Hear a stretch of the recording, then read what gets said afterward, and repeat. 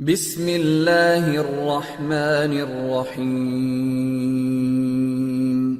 رب زدنی علما۔ السلام علیکم ورحمۃ اللہ وبرکاتہ۔ محترم ناظرین، شخصیت نمبر 61 60 پر 1۔ آئیے آج کی اس ویڈیو میں ہم معلوم کریں گے ہندوستان کے ایک مشہور عالم دین محمد بن ابراہیم جوناگڑھی رحمہ اللہ، خطیب الہند ان کو کہا جاتا ہے۔ محمد بن ابراہیم نام ہے، جوناگڑھی ایک گاؤں کا نام ہے اور اسی سے مشہور ہے۔ آپ ایک ممتاز عالم دین تھے، مفسر قرآن، محدث، فقیہ، مؤرخ، ادیب، مقرر، معلم، متکلم، صحافی اور نقاد تھے۔ آپ کا شمار ان علماء کرام میں ہوتا ہے جو خدمت حدیث، علمی کمالات اور دینی وجاہت، عملی کردار، حسن صورت و سیرت اور مجاہدانہ کارناموں سے زمانہ پر چھا گئے۔ آپ رحمہ اللہ علوم اسلامیہ پر تبحر علمی رکھتے تھے۔ تفسیر، حدیث، فقہ اور تاریخ پر آپ کو مکمل عبور تھا۔ فقہ مذاہب اربعہ پر آپ کو مکمل دسترس حاصل تھی، خاص کر ان کو فقہ حنفی پر ید طولہ حاصل تھا۔ اس کا ثبوت ان کی تصانیف فراہم کرتی ہیں۔ آپ 1307 یعنی 1890 میں جوناگڑھ میں پیدا ہوئے۔ ابتدائی تعلیم جوناگڑھ میں مولانا عبداللہ جوناگڑھی سے حاصل کی۔ 1330 یعنی 1912 میں تحصیل علم کے لیے دہلی تشریف لائے۔ دہلی ان دنوں علوم و فنون کا مرکز تھا، دینی مدارس قائم تھے اور تشنگان علم یہاں آ کر اپنی علمی پیاس بجھاتے تھے۔ مولانا محمد بن ابراہیم مدرسہ امینیہ دہلی میں داخل ہو گئے، لیکن عامل بالحدیث ہونے کی وجہ سے آپ کو مدرسہ سے خارج کر دیا گیا۔ وہاں سے آپ دارالکتب والسنہ صدر بازار دہلی میں داخل ہو گئے۔ یہ مدرسہ مولانا محمد عبد الوہاب دہلوی نے قائم کیا تھا۔ چنانچہ آپ نے اس مدرسہ میں علوم دینیہ کی تکمیل کی۔ حدیث کی تحصیل مولانا عبد الرحیم غزنوی اور مولانا عبد الرشید سے کی۔ یہ دونوں علماء اس وقت مسند حدیث پر فائز تھے۔ منطق کی تعلیم مولانا محمد اسحاق منطقی سے حاصل کی۔ فراغت تعلیم کے بعد اجمیری دروازہ دہلی کے مسجد اہل حدیث میں مدرسہ محمدیہ کے نام سے ایک دینی درسگاہ کی بنیاد رکھی اور درس و تدریس کا سلسلہ شروع کیا۔ انہی دنوں میں آپ نے ایک ماہنامہ دینی رسالہ بنام گلدستہ محمدی جاری کیا، جو بعد میں اخبار محمدی کی شکل اختیار کر لیا۔ جس طرح نام میں تبدیلی ہوئی، اسی طرح اس کے ایام میں بھی تبدیلی ہوئی اور یہ 15 روزہ اخبار نکلنے لگا، اور اس اخبار نے توحید و سنت کی ترقی و ترویج اور شرک و بدعت کی تردید میں اہم کردار ادا کیا، اور یہ اخبار توحید و سنت کا آفتاب بن کر چمکتا رہا، جس کی ضیاء پاشیوں سے پورا بر صغیر روشن ہوا۔ توحید و سنت کی اشاعت اور اعلاء کلمت الحق کے سلسلے میں آپ کو مصائب و آلام کا بھی شکار ہونا پڑا۔ مقلدین احناف اور اہل بدع نے آپ کو خاصا پریشان کیا۔ آپ پر مقدمات بھی قائم ہوئے، لیکن آپ کے پائے استقلال میں لغزش نہ آئی اور مردانہ وار مقابلہ کیا۔ مولانا محمد جوناگڑھی بے مثال خطیب تھے۔ ان کا وعظ اور تقریر بڑی جامع ہوتی تھی۔ دوران تقریر خود بھی روتے اور سامعین کو بھی رلاتے۔ خطیب الہند کے لقب سے مشہور تھے۔ مولانا محمد مختار احمد ندوی رحمہ اللہ یوں لکھتے ہیں کہ خطیب الہند مولانا محمد جوناگڑھی، ان کو اللہ تبارک و تعالیٰ نے خطابت کا ایسا ملکہ اور قدرت عطا فرمائی تھی کہ وہ ہر موضوع پر جامع اور مدلل خطاب فرماتے تھے۔ آپ کی آواز میں ایسی کشش اور تاثیر تھی کہ خطبہ مسنونہ شروع کرتے ہی رقت طاری ہو جاتی تھی اور بیشتر اصحاب بے اختیار آنسو بہانے لگتے تھے اور خطبہ سے متاثر ہو کر اعلانیہ تائب ہوتے تھے۔ آپ کے مواعظ اور توحید خطاب نے ہندوستان میں تقلید اور شرک و بدعت کی بساط الٹ ڈالی اور بلا مبالغہ لاکھوں آدمی شرک و بدعات سے تائب ہو کر سچے موحد اور متبع سنت بن گئے۔ پروفیسر حکیم عنایت اللہ نسیم اور مولانا محمد جوناگڑھی کی رہائش باڑہ ہندو راؤ، دہلی میں ایک ہی مکان میں تھی۔ مولانا محمد مرحوم دوسری منزل میں رہائش رکھتے تھے اور نیچے کی منزل میں حکیم عنایت اللہ نسیم اور ان کے چاچا حکیم عبد الرحمن اور نسیم صاحب کے چھوٹے بھائی صوفی محمد ظفر نسیم رہائش پذیر تھے، اور نیچے کی منزل میں بھی مولانا محمد صاحب کے پاس 2 کمرے تھے جن میں اخبار محمدی کا دفتر اور ان کا کتب خانہ تھا۔ حکیم عنایت اللہ نسیم فرمایا کرتے تھے، میری مولانا محمد صاحب سے ملاقات ہوتی رہتی تھی۔ بڑے اچھے عالم تھے، مسائل کی تحقیق و تدقیق میں ان کو ید طولہ حاصل تھا۔ ان کا وعظ بڑا جامع اور پرتاثیر ہوتا تھا۔ سامعین ان کا وعظ بڑے ذوق و شوق سے سنتے تھے اور ان کے ارشادات پر عمل کرنے کا عہد کرتے تھے۔ ان سب چیزوں کے علاوہ مولانا محمد میں ایک خوبی بدرجہ اتم پائی جاتی تھی، وہ بڑے مہمان نواز تھے۔ میں نے علماء میں ان جیسا مہمان نواز اور متواضع عالم کسی کو نہ دیکھا۔ روزانہ 2-4 علماء ان کے مہمان ہوتے تھے۔ مولوی ابو یحییٰ امام خاں نوشہروی جب دہلی میں ہوتے تھے تو وہ انہی کے مہمان ہوتے تھے۔ مولانا محمد خوش خوراک تھے، اس لیے مہمانوں کی خوب تواضع کرتے تھے۔ مولانا محمد بڑے عبادت گزار، متبع سنت اور صاحب علم و فضل تھے۔ مولانا محمد نے جماعت اہل حدیث کی ترقی و ترویج میں بھی نمایاں خدمات انجام دیں۔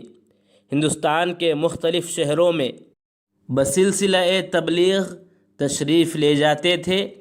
1932 کی بات ہے کہ مولانا عبد المجید انہوں نے اپنے گاؤں میں 3 روزہ اہل حدیث کانفرنس کا انعقاد کیا۔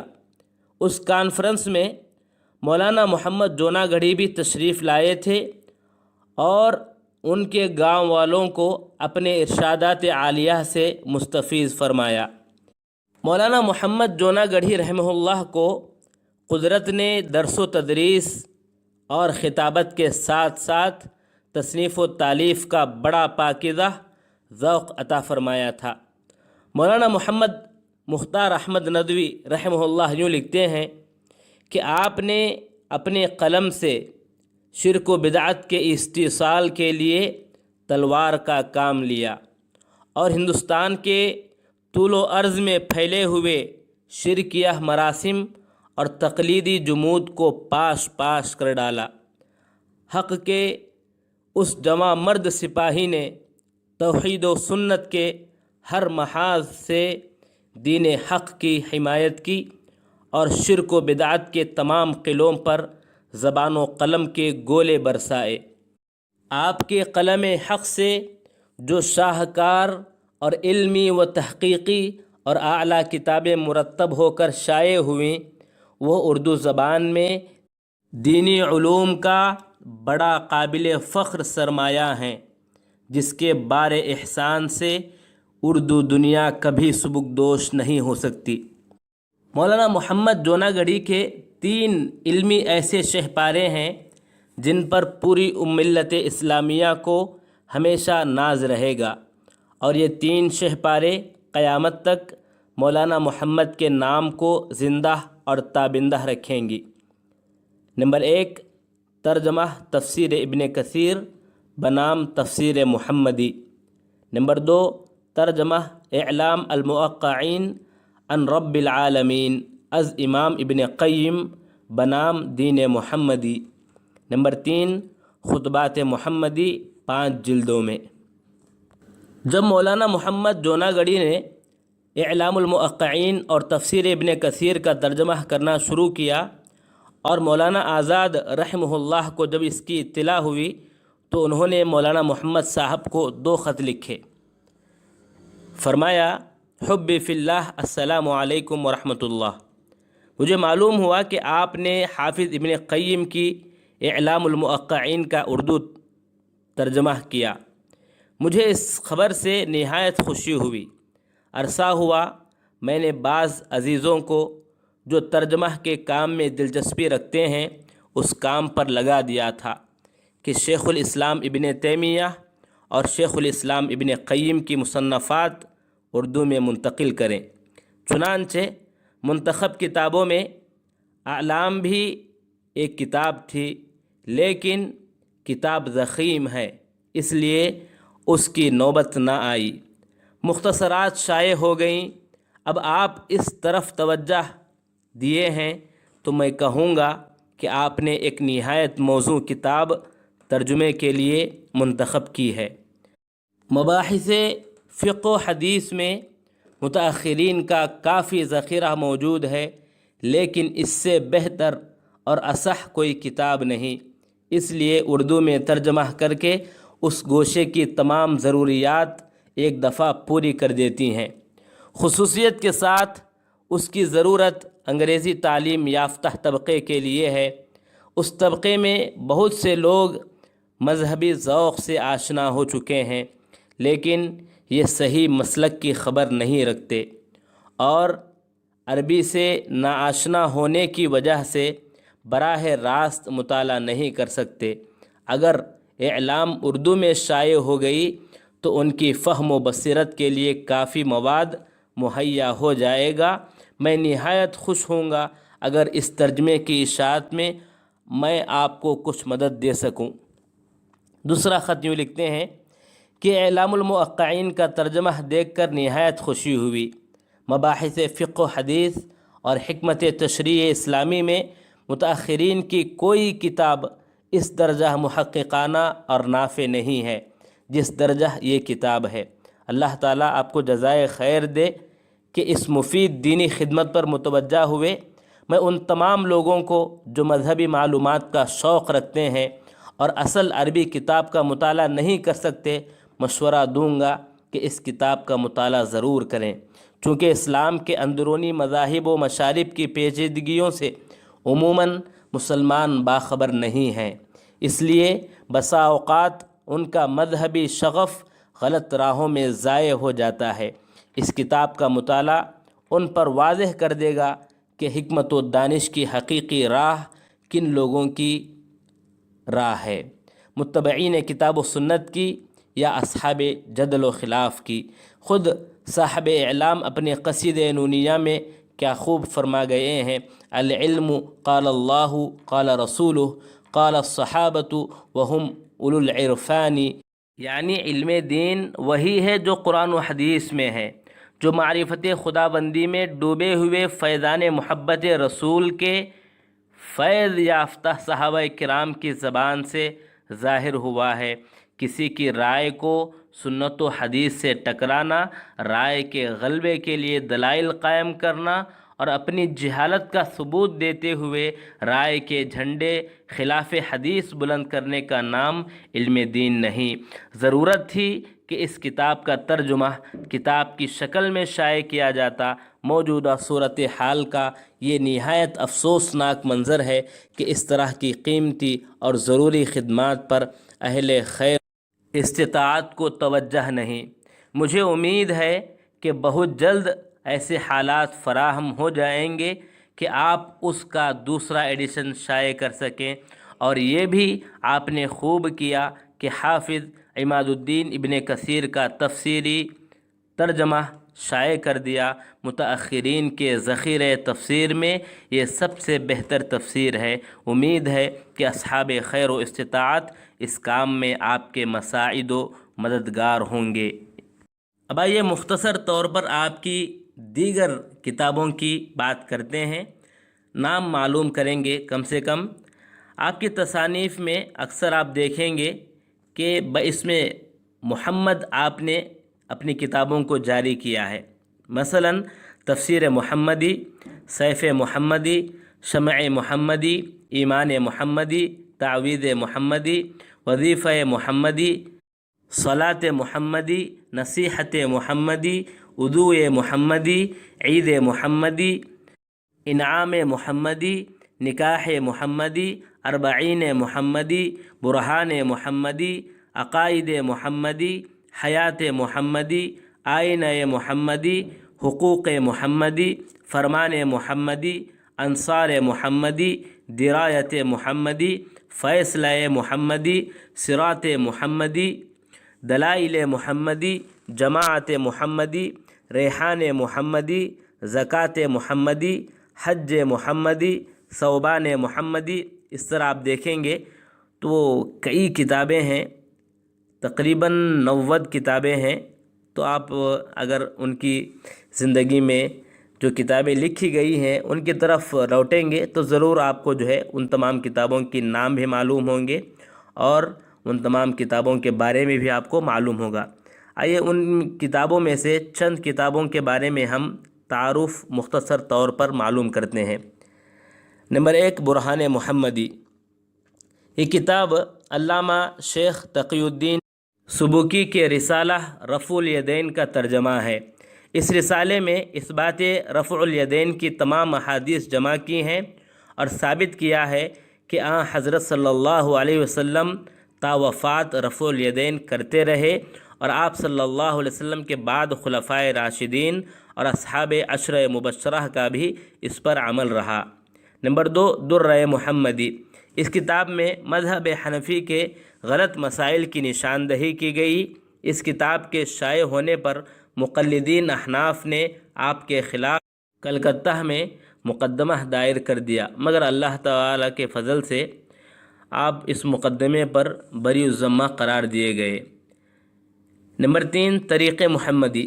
اس کتاب میں قرآن و حدیث اور کتب فقہ سے تقلید کی تردید میں 600 دلائل اکٹھے کیے ہیں اور اثبات تقلید کے تمام دلائل کی تردید کی ہے۔